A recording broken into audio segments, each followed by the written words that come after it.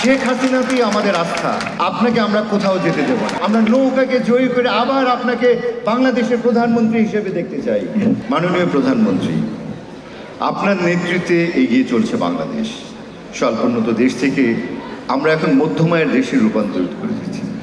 আমাদের বিশ্বাস, আপনার নেতৃত্বে কিছুদিনের মধ্যেই আমরা উন্নত বাংলাদেশে রূপান্তরিত হব।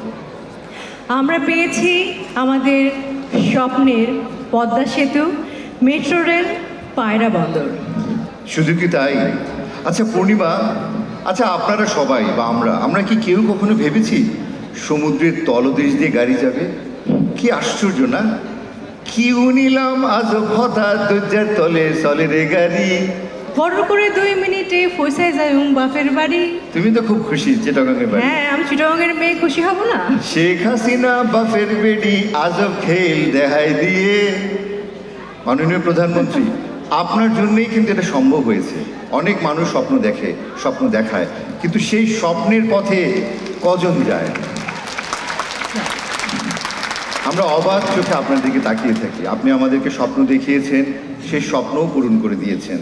শুধু তাই নয়, মাননীয় প্রধানমন্ত্রী, আপনি ভূমিহীনদের দিয়েছেন একটি করে বাড়ি, যা ছিল মানুষের স্বপ্নের বাইরে। মাননীয় প্রধানমন্ত্রী, আমরা নিশ্চিত আপনার নেতৃত্বে উন্নয়নের যে গতিধারা এখনও বিদ্যমান তা অব্যাহত থাকবে এবং 2041 সালের আগেই আমাদের প্রিয় বাংলাদেশ পরিণত হবে উন্নত বাংলাদেশে, সেই সাথে স্মার্ট বাংলাদেশে।